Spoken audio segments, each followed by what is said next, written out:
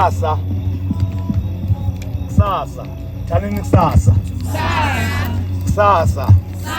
It's the second day of our revival. Shonun kakhulu phela. So kusasa sinobaba unogemani phakathi kwethu.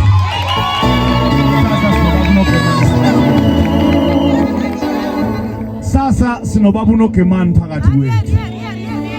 Bazalwane ngangiphoxike bizana abantu babe baningi kunani namhlanje. Ufike nabawu4 nje kusasa. Nomunye afike nabawu4 kusasa. Nase niyaposta la kulezi zinto zama WhatsApp wenu lapha ukuthi unogemani ula kusasa. Unogemani Jesus nizomyeka kumlalela radio nokumbuka TV. Nizombona ngamehlo. Nizombona ngamehlo. Unogemani uzobe la kusasa. Haleluya. Nikhona abazalwane? Sasa konake. Fukushufu.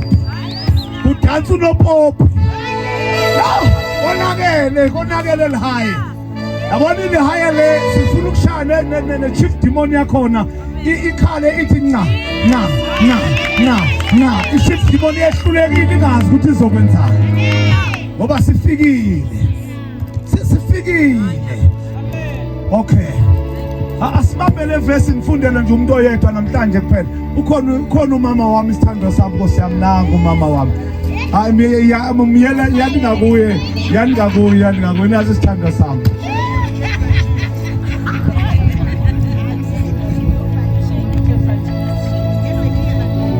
Hezekiah 16 verse number 4. Hezekiah 16 verse number 4. Verse number 4. Mangoba sovulile ngesilungu ke lapho funda ngesilungu mangoba basavula. Hezekiah 16 verse number 4. Awuvulanga nawo. On the day you were born. On the day you were born. No one cared about you. Akekho umuntu okunakekele. Your umbilical cord was not cut. I-umbilical cord azange ikhathiwe. Kusho ukuthi bonganakekelanga ngalondlela ukuthi kwayekwa nento ebalekile. And you were never washed. Wavele wangagezwa ngisho ukugezwa, which means inkinga yodwa le ngoba wena bowuvela unganakekelanga ngosuku owazalwa ngalo. Wrapped with salt. Azange ufake usawoti ukuthi uphole amanxeba. And wrapped in a cloth. Azange ugqokiswe ngisho ingubo uze.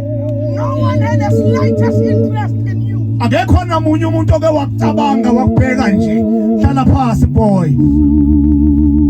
Funda sengiyashumayela Nkosi yami ngiyashumayela. Ngizoshumayela ngabizwa inkosi yangibizela wena. Yangegejwa ukufa ngegejela ukufa ukuthi ngizokhuluma nawe. Yabona ukufa ke kwangifaka kwangivakashela ikhathi ezahlukene. But angizake ngife ngoba ngilinda impilo yakho. Ukuthi ngizoma namhlanje ngomhla ka-13 March ngizokhuluma nempilo yakho ukuthi impilo yakho ingaphindi ifane. Ayinonke inkosi uJesu ngoba kubalekile ukuthi sishintshe address. Amen. Bakwethu soshintshe address. Ukhona abasezindlini abasilalele besezindlini sizoshintshe address. Yabona i-address yalaba uyakhona. Uma ngabe bekufika ukufa izolo noma namhlanje before ngikhuluma ukhona laba uyakhona kodwa namhlanje ngizoshintsha i-address ukuthi awusezuya lapho as long urespondile kuloko ngizokukhuluma. uNkulunkulu unamandla ufuna ukushintsha indlela ukuthi akunikeze indlela engcono, akunikeze indlela la uzothola ukuphumula. Athi uJesu yimi indlela yimi iqiniso yimi ukuphila, akekho yakubaba ngaphandle kwami. Ngizomemezela ngoJesu indlela, ngizomemezela ngoJesu iqiniso, ngizomemezela ngoJesu ukuphila. Ongekho na yedwa okwazi ukubona izulu ngaphandle kwakhe, akekho oyezulwini ngaphandle kwakhe. Emathuneni kuyayeka uJesu ngekho emathuneni kuyayeka.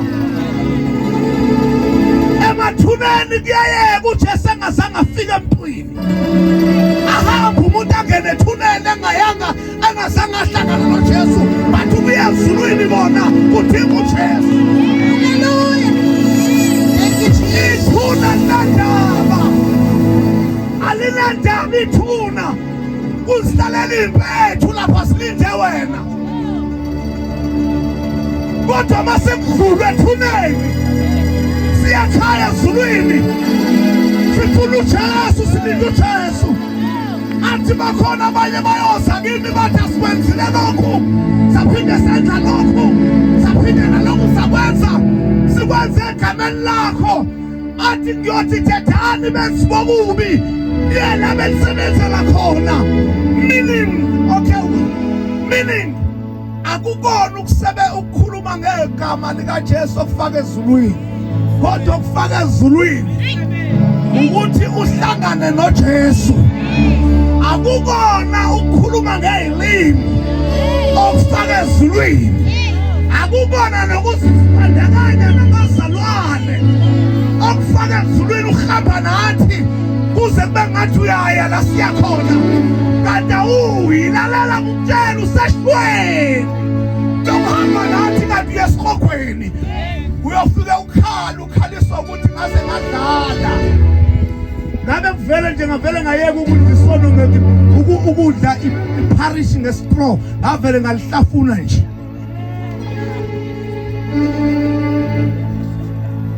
Okay.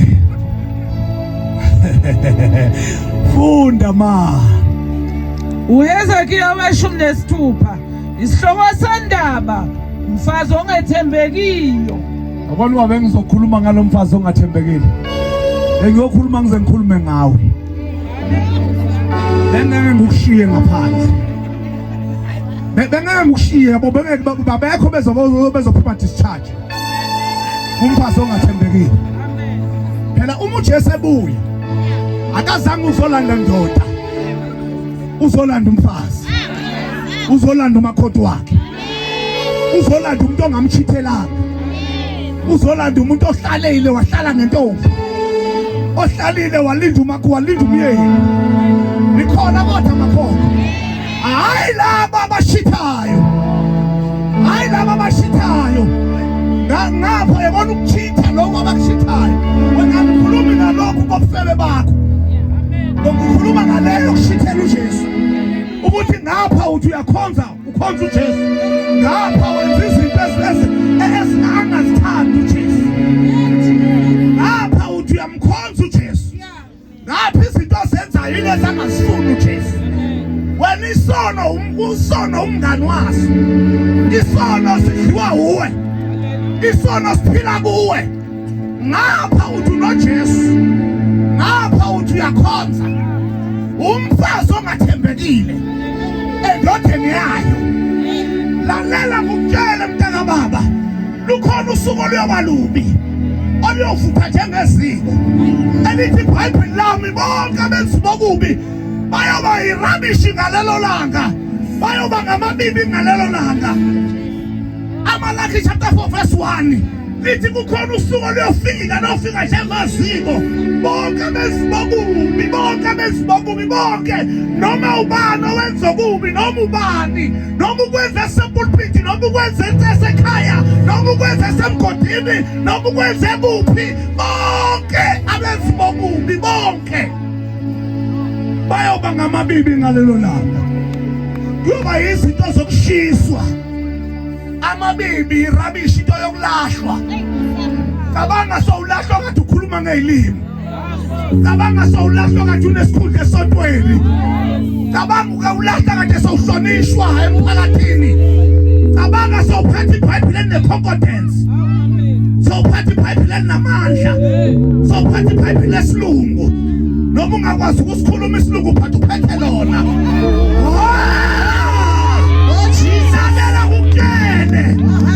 Lalela ukuthi umhlungu kanjani ukuthi uyosha kade sokade sowuzimisele kangaka.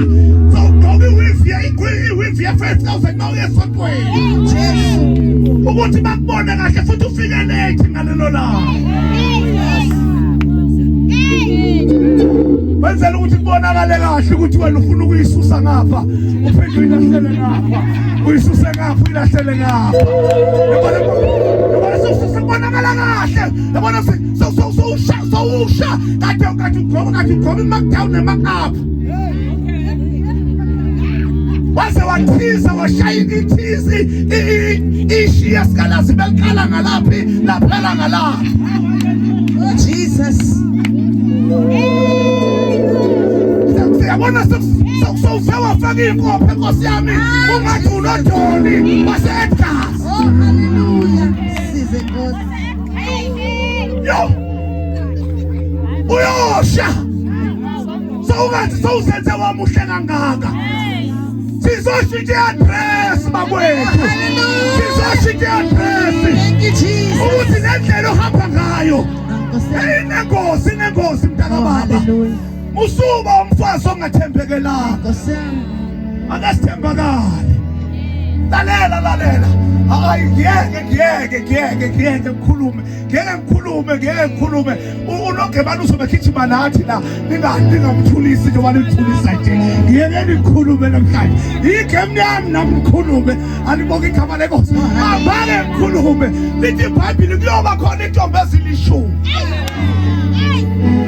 so which means nentombi ezilishumi sizintombi zonke yonke kukhona into common mina ngafunda imath esikoleni ngayifunda nase-university yabona ngafunda imath yabona so kunento common fact so kukhona into common so le intombi zinobuntombi zonke bakuthiwa kuvela intombi nazo ziyavela bakuthiwa kuvela umuntu wesifazane nazo ziyavela bakuvela ugqoka nazo ziyavela bakuvela whatever ethi intombi nazo ziyintombi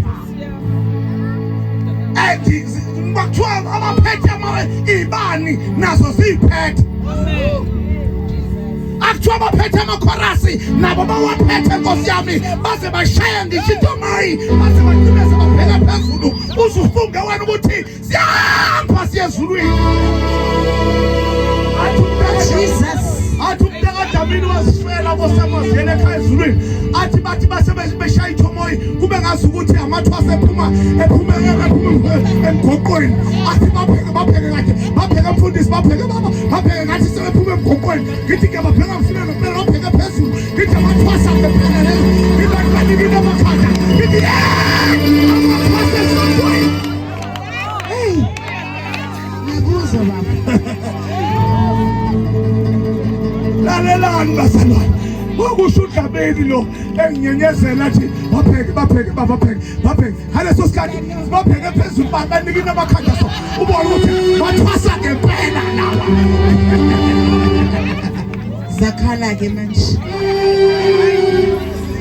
lalelani bazalwane lithi-ke kwathi wafika umkhwenyana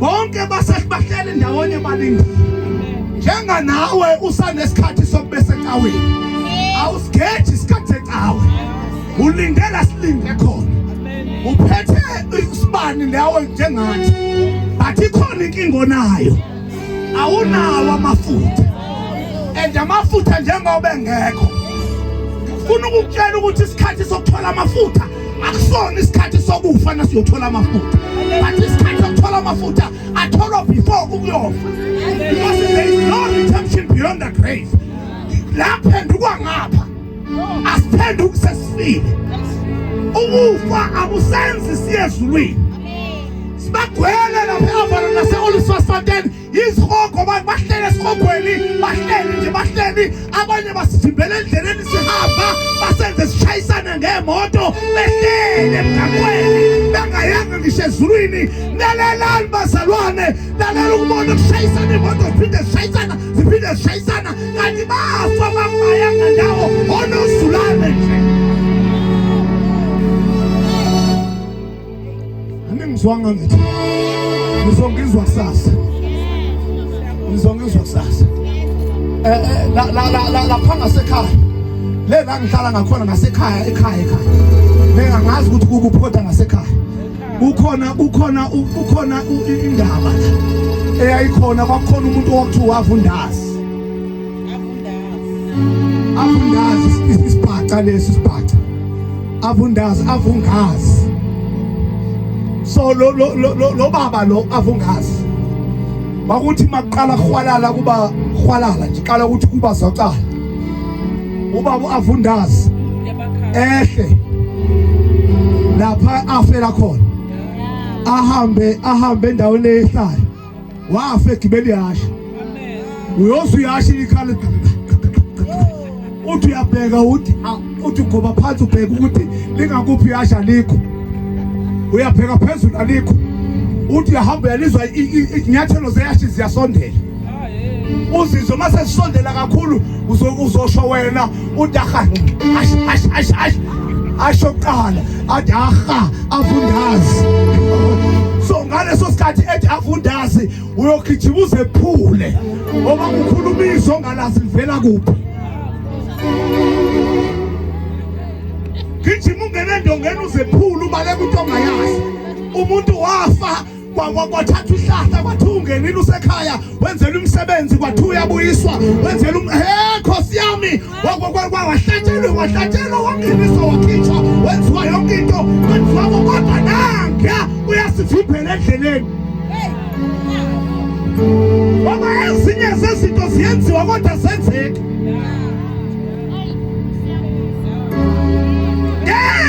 Nansi content highway ayibabulali abaqeda abantu la eSafanteni bathi abantu balandwe ngamahlahla kwathiwa sihamba siyagoduka siyahamba siyenkandla manje ungasala endleleni kodwa usabulala abantu la umbuzo ukuthi ubabulalelana abantu la kanti uhambile wayenkandla ngithini ukufa akumenza umuntu ayezulwini kodwa into eyenza umuntu ayezulwini uJesu ukhona sizoshintsha direction noma ngathi ufa ngayiphi indlela esilokhu ufe unoJesu awukwazi ukuba umhamphuma awukwazi ukusala esigangeni awukhitsheniswa nohlahla ngoba ufuna uJesu ufuna umuntu ufuna i-address yokuya la uyakhona ngizomemezela ukuthi ukhona uJesu uyaphilisa ukhona uJesu uyathandana ukhona uJesu uyasindisa. Hallelujah. Thank you, Jesus. Yes, Lord.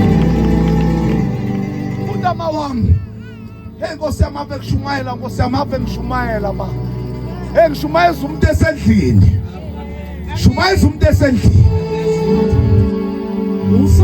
khona indawo engasekhaya ekuthiwa kuthiwa nje Nazareth ahamba ngabeka ithende Nazareth Nkosi yami ngalibeka ithende ubani 2019 ngalibeka ithende lapha eNazareth akashumayela ngosuku lokugcina ngizogcina ngakusasa ngomgqiyane baza ngibeza abantu behamba omunye uthwelwe omunye wohlaka omunye uhanjiswa ngewheelchair ngoba bafuna ngivale bengamukelanga uJesu. Hallelujah. Kanti abazange ukuzomukela uJesu bazela ukuphiliswa afuna ngakhulula into yasezulwini bahamba babuyela emuva sebezihambela sengasekho thwelwe bona babezela ukuzokwamukela uJesu ngoba uJesu yabona babesebecabanga ukuthi ngoba sebehleli la usho ukuthi sekukufa kwabo kodwa bafuna ukufa bese bengamtholanga uJesu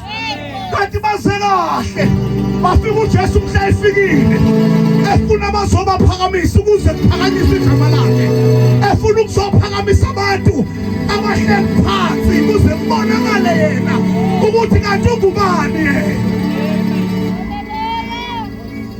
Hayi funda ma wayeka ufunda ngiyashumayela funda ma ekuzalweni kwakho igama yakhe inqunywa mhlamhlathiseni phasi umama uthe ngamphilisa ngamphilisile ngeSunday kodwa ngenxa yobudala ke Sunday ngimphilisile amen kodwa ngenxa yobudala ke asimhlalise phansi afunde ehlezi phansi hayi ngoba egula ube ngama ngizenqeda ukushumayela ekuzalweni kwakho inkaba yakho ayinqunywanga ngosuku owazalwa ngalo bamba ngibambe ngoba ngifuna ukushumayela nawe. Ekuzalweni kwakho kwenzeka into engakaze yenzeka ukuthi inkaba yakhe inganqumi. Okuwukuthi uma ngabe okay kunengane konje azazi ukuthi inkaba iyanquma. Kodwa abantu abadala bayazi ukuthi inkaba iyanquma.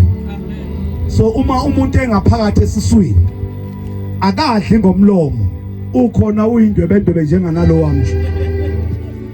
Bathi awusebenzi. Amakhala akhe emakhulu njenganalawo wami nje awasebenzi. Angazi ke ukuthi ukhona nomntana okazalwe nesisu esikhulu. Kodwa ke mina nginesisu esikhulu yabona. Sasingasebenzi lapha na umsebenzi angazi senzani isisu. Wathi omunye ubaba kaDlamini emdelela wathi lento enamathumbu amakhulu le. Kodwa okushithi amathumbu lawa amakhulu kushithi akusona isisu amathumbu. Ngase ngibonga ukuthi sengizomtshela nomfana wami ukuthi jima mfana wami uncipha amathumbu.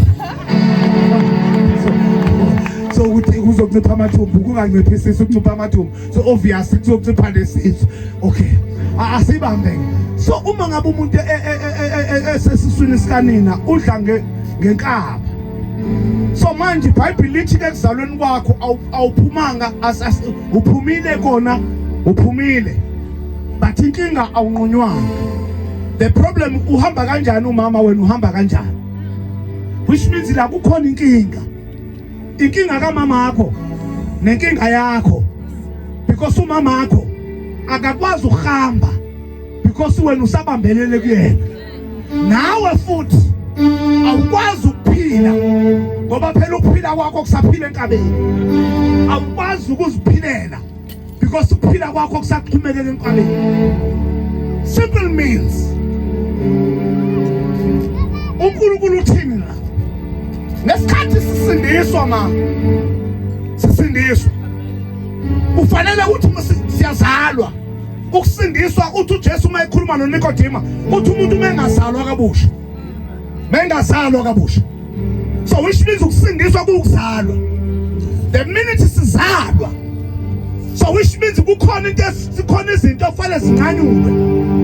La kade siphila khona esonweni. Sisuke siphila esonweni. Sibambelele esonweni kuso. Into esiyenzayo asikwazi asinayo icontrol kuyona. Iyazenzekela. Ingakho uIsaya ethi sathabathwe esonweni. So manje siphila esonweni, siphila esonweni singakwazi. Ingakho ubona ubaba omdala uMamboyi ehambelana nembuzi. Ngoba uMamboyi akakholwa. Sengishilo. Uyenzeni Mamboyi imbuzi sisuke sajongana. Yamjonga sajongana. Kwenzeka okwenzeka. Baba omdala. Isono senzisa umuntu amanyala ngoba sisuke simcontrola. Ingakho lithi iBhayibheli masisindiswa siyafa esonweni. Isono sikwenza isinto engabekekanga ngqondo. Simenza umuntu akhohlwe i-address yakwakhe. Imlahlekele i-address. Agibele mehamba ngeteksi, agibele itaxi wrong, afike ehle endaweni wrong, ayongena endaweni wrong, ayofika empedeni wrong, ayofika emfazini wrong, yonke into wrong, ulahlekelwe sisono. Simlahlile nje ulahlwa isono. Akakwazi ukuzicontrola. Ngikhuluma iqiniso ngikuthini. Ubone nentombazane mayidliwa isono siyiphethe nje. Yabona ngimdala kangakanani? Ngizoba na 56 I think so. Ngizoba na 56 man. Awukho sure mkhulu. Akikho sure. I think so.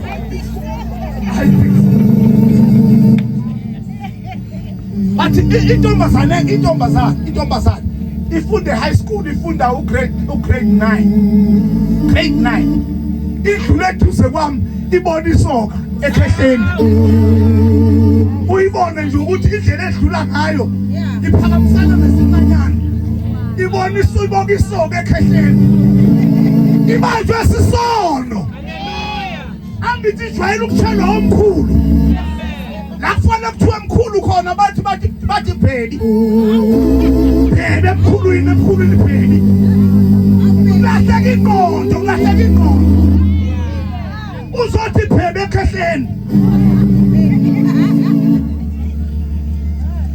sengishilo nje soshona leswidla lithi mina kanesa kwethu isono sikwenza uphila into ongayazi impilo ongayazi ongayithanda manje mase sisindiswa kufanele izwi likaThixo lisinqamu ngoba kuba inkinga ukuthi usindiswe ngapha udonsa isono ngapha usindisiwe ngapha impilo yakho iphile esonweni ngapha uthi usindisiwe kodwa isono siphila kuwe iyathi ingoma yakudala sakholwa isinike yakho imfulo yathi wena khomba indlela iphinde ujike uyisitha sevangeli ngoba lento iphilayo phila impilo ezakusezulwini musuphila impilo yabantu lalela ke sengibhala because of ngiyabona abantu bagodola futhi mala mina ngedwa mina ngedwa okhulumayo futhi mala ngivale ngayo ukuthi ngivale ngingayiqedile ngibele seshumayela ngelinye ilanga ngithi ngivale lalelani basalwane ngithi mina isono siyakwazi ukumncincida umuntu simenza angabe nako ukuthula simenze kube nzima empilweni yakhe kodwa ukhona umakhulula ukhona umkhululi ukhona uJesu waseNazaretha owake wafika emagadala wafika umuntu ezibulala ezilimaza engithi iBhayibheli lami wasebehlulekile umndeni wahluleka umphakathi kumbamba lithi babethi bayambamba bamfasa ngamakenda ngawadonculo athatha izinto azilimaza lafika iwulu wafika uJesu madoda wangena wafika wambona wathi mayesembebebhekana wasuka oligiyona abahamba waqala umuntu asangamthinta sangathini kwaphuma oligiyona abazambela ngoba sekufika uJesu mayesefikile ufika kwazi ukwehlula izinto ezehlula abanye uJesu wehlula izinto ezehlula umndeni zahlula wonke umuntu kodwa uJesu mayesefikile uJesu nethu uphila okupheleleyo ngizosho njalo ntambama ngizothi asingayiphili impilo embili sibe sisalindele ukufa ikhona into engijwayele ukuyikhuluma la I think to kuluma today again.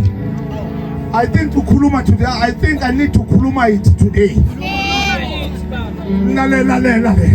Nithi mina lempilo iphilayo iyakwazi kuba. Lempilo loyiphilayo iyakwazi kuba. Thina singangakwazi kubokayo kodwa yona iyakwazi kuba.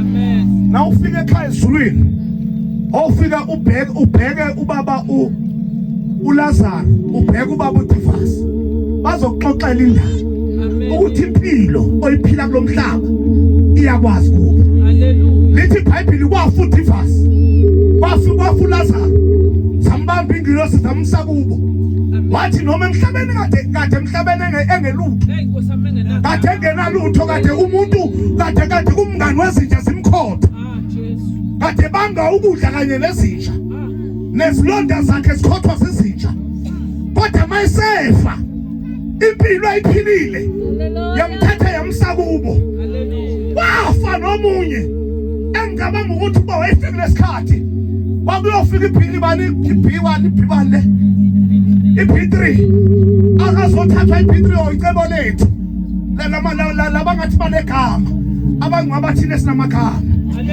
okay yabona ngabathile sinamagama asinqobe ngamabhokisi amhlophe kube ngathi nesimoto ngebhokisi elimhlophe sesiyezulwini kanye nebhokisi elimhlophe lelingene ehlabathini umuntu lo yazulwini enesogweni noma engene ebhokisini elimhlophe kodwa isihogo simphekile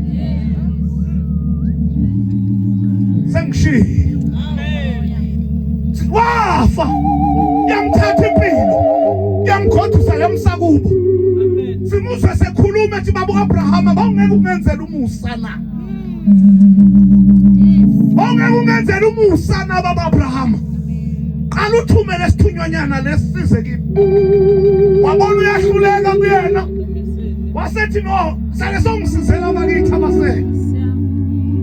Wakhuluma namazwi baba Abraham uthi babengabezwanga. Ozulu bekhuluma emhlabeni. Babengabezwanga.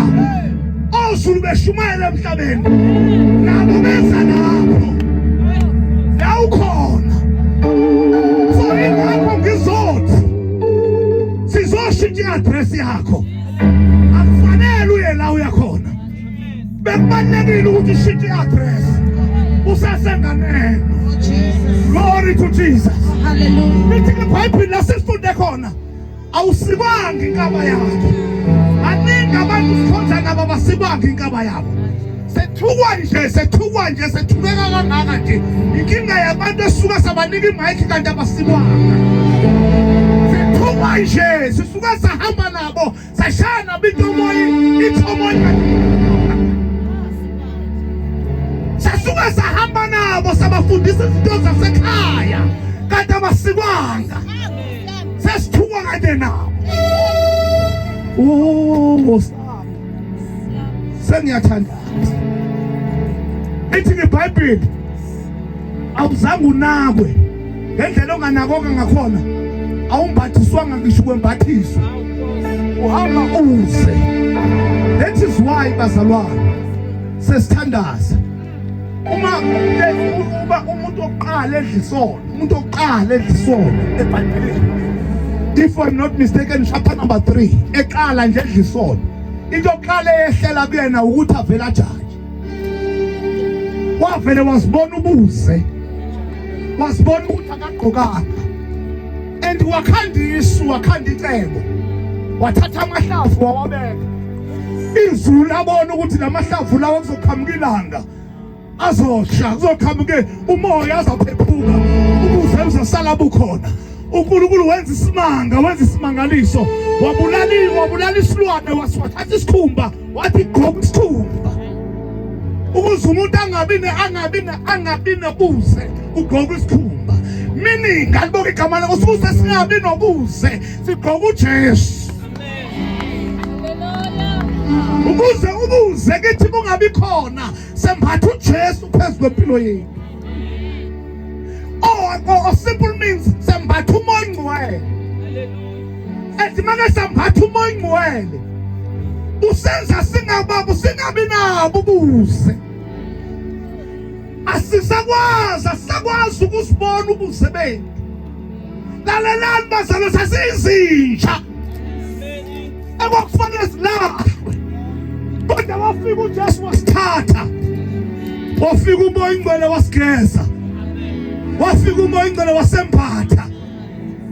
Athi uDavide uthithe ngelutho. Ayenza ihlale namakhosi. Lalelani bazalwane. Wayithintitha neyimi. Wayithintitha nje imi. Akufanele ukufa. Kodwa uSimakade wayithintitha wayibamba impilo yami. Ingakho ngimemezela kunesibindi. Ngikufakaza ukuthi uJesu uyabambana. uJesu uyaphathelana impilo. uJesu uyakwazi ukumlwela. uJesu uyakwazi ukukhanda isimilo. uJesu uyakwazi ukulungisa ikhaletha. Noma ngathi umndeni sowuhlulekile ngawe, kodwa uJesu uma esefikile uyayilungisa ikhaletha. Sebahluleka abantu bendawo, uma esefikile uJesu alungisa ikhaletha. Lalela bazalwane, sowungene waphuma ejele afike uJesu. There is something engijwayele ukuyikhuluma lapha ejele. Because mina ngiyabashumayeza ejele ngifike ngibabophe ngiphinde ngiyobalanda. Sengobalandela uJesu ngiyazi ukuthi akaseyona ingozi. Makade ngimbophe bese aphethe isibhamu mayiselapha ngasaphatha isibhamu selaleleni. Sengishumayeza kamanje. So mama ngumshumayeze selapha ejele ngimtshele ngithi ilokhu isystem yejele ayikwazi ukusiza umuntu. Isiza nje isiboshwa ukuthi siphume. If bengizokhuluma amagama abantu la, angizakuzokhuluma amagama abantu. There was one guy, angikhuluma ngegama, there was one guy. There was one guy owaboshwa kade enquma abantu ebakhipha izicubu ethatha amalimi ethatha izo ama-private party ewadayisa. So bamgweba early 90s bamgweba 200 and something years plus ama-lives awu-7. Guess what? Today is outside. Today ulangaphandle, which means ungaphandle udischargiwe ijele. Ama-lives awu-7 awenzanga lutho. 200 and something ngoba bekhulume phezu kwakhe afethanga ndawo, because le ekhulunywa ijaji noma ekhulunywa umajistrate lapha usikwazi ukumela nje enzela ungibonisa indlebe zabantu. Sengishilo anginandaba ukuthi ubani ongizwayo usuke ngibonisa indlebe zabantu.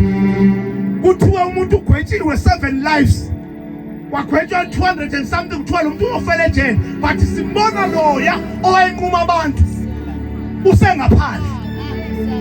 One day I drive with him, ngahamba naye ngaye Orlando, ngimhambisa ngababomncane wakhe. Baba bomncane wakhe bebalile ukumamukela mayiphuma ejele. Ngahamba naye ngimtshela iqiniso ngikuthike. Basuka abantu base-Orlando bafuna ukusibulala. Ngamgijimisa ngamfaka emotweni ngahlehlisa iMercedes yami i-distance engasuka la iyofika laphaya. Ngigijima nge-Mercedes umphakathi ufuna ukusibulala. Because there is abantu abafa ngenxa yakhe. But usengaphandle yena. I-system yejele ayenzi lutho emntwini. But into eyenza umuntu utho uJesu waseNazaretha. Into eyenza umuntu ukulalelani bazalwane, into eyenza umuntu kahle uJesu. Ingakho ngibashumayeza, because ngiyazi ukuthi njengoba babulala benza ba-rape benza yonke into bazokhululwa one day.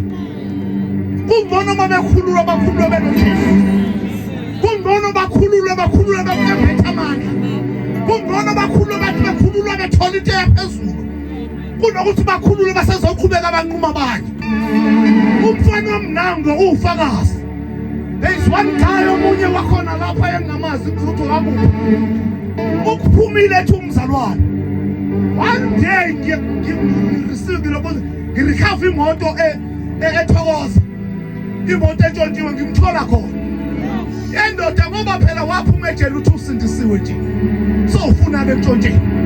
Ngiyabopha phela manje. Ngiyabopha phela sengiyabopha phela. Ngilahla phasi sibam, lahla phasi sibam. Ngiyabopha. Guess what? 2 weeks down the line. Bamdubula la erivali bambulala. Ekuhasti. Ngimgcwaba lapha kubo. Izigebengu sidubula phezulu. Athi ngakasitshela kathi akenime kancane ukumdubula phezulu madoda. Ngiyishumayeze ngoJesu. Imani kancane manje ngoba ngiyangikwatisa. Nifuna kumele nginibophile. Bangikwatisa bafuna kumele ngibabophile. Ngibatshela manje ukuthi yimi ngiyababopha phela. Banganginandi abangibasabi phela. Okay, phela mina ngathola uJesu bazalwane. Noma ngifa nginendawo ekhaya. Noma ngifa nginendawo ekhaya. Asimeme ngenyawo. Ngixoxa indaba ke, ngixoxela wena. Ngixoxela indaba. Sesifika ekugqibeleni. Nansi indaba. Manqoba. Reverend Zulu. Okay. Nansi indaba mfana wami ngishumayeza wena ngiyabayeka la. Ume khona. Uthi uJesu wosuku olukhulu wathi enganikwanga ithuba lokukhuluma, watholakala esempintshe vela, wama ngenyawo ngosuku lokugcina lomkhosi. Wathi ume khona omileyo makeze kimi azophuza, ngoba uphuze kimi phakathi kuye kophokoza imfula yamanzi aphilayo. ngizosho nami la engingazi ukuthi usalelwe insuku ezingakhe ekuphileni kodwa ngizothi uma khona othi kuJesu uma kuba uphakamisa isandla ngifuna ukuthandaza nawe phakamisa isandla ngifuna ukukhuleka othi ngiyamdinga uJesu ebusuku othi mina ngidinga uJesu nasi ngiyasibona isandla siphakama nasi singenaso yangena la. Thank you, Jesus. Khona umuntu futhi malomuntu phakamisa isandla uthe uthi ngizolanda wena nasa sinye siyaphakama uthe uthi ngizolanda wena. Thank you, Jesus. Wathi angenzeki kuzofika uGood Friday nasa ngizomala ngizolanda wena ngishintshe i-address yabona namhlanje ishintshile i-address noma ngathiwa ungafa mamela ngukutshele kwaba khona abantu abagibela noJesu esiphambanweni lithi iBhayibheli omunye wahamba waya la kade vele owayekade egibelela ukuya khona esiphambanweni kodwa omunye wabona inkinga wabona inkosi wathi inkosi usukukhumbule uJesu wathi yashintsha i-address wathi manje soba nawe phakathi sikababa noma ngaba abantu abakubukileyo babona isigebengu kodwa mina ngizoba nawe phakathi sikababa. Ngizosho njalo namhlanje ukuthi bonke abaphakamisa izandla ishintile i-address.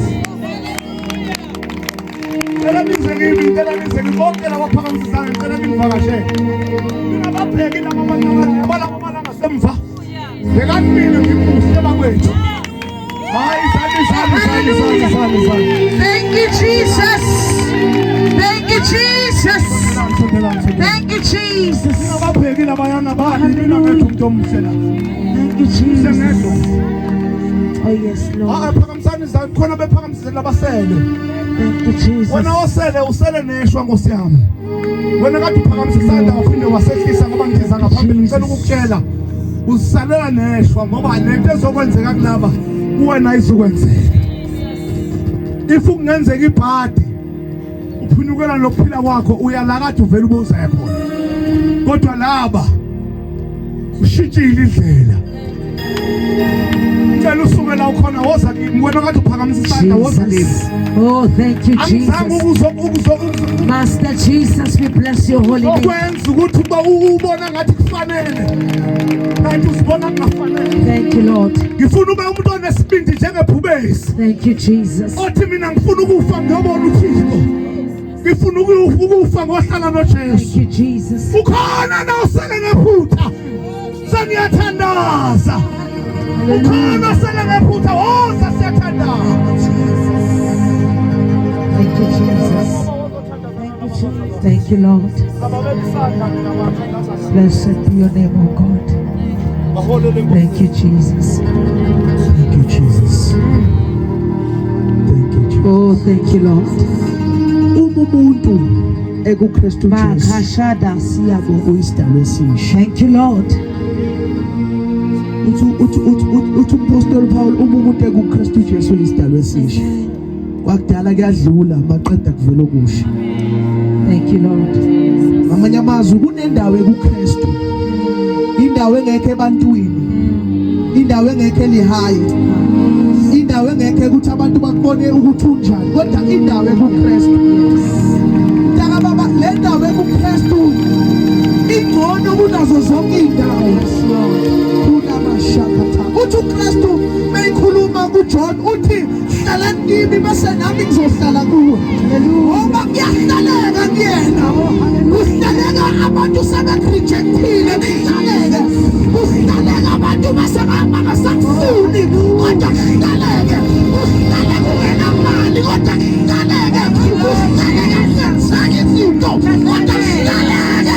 Uhlaleka wena msebenzi kodwa hlaleke. There is a place in Christ. There is a place in Christ. The Bible says He is a father to the fatherless. He is a husband to the widows. umuntu ekuKristu Jesu isidalwa esisha. Ngiyafisa ukuthi ungasali oze kuJesu. Omunye wayehamba nathi kodwa ngenxa yobude bendlela wasala. Yes. Sizokulanda sosho ukuthi ungasali endleleni. Lapha suyatha. Gijimuze ngaphambili, gijimuze ngaphambili. Uyazazi ukuthi wawulendawo kodwa usekho kuyo. Gijimuze ngaphambili. Ngiyafisa ukuthandazana ngoba kunendawo ekuKristu. Oh, thank you, Jesus. Hallelujah.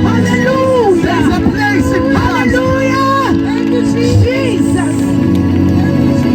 Since Jesus tonight is winning. Oh, hallelujah. And the devil is a liar. Yes. The devil is a liar. Yes. I don't care what destinies he not here. But today he will apalaza. Oh, yabashatala basuyata. Hallelujah. Today upalaza my destinies abantu. Egama lika Jesu. Unamasa kijimuze mama. Uyazazi ukuthi awusekho kuleya ndawo. Wazi uwena ozazi. Ibandla lisemuva liphamisa izandla lilule phambili. Jesus. Jesus. Ngiyacela sibalekelele sisazothandaza sithi Nkosi uJesu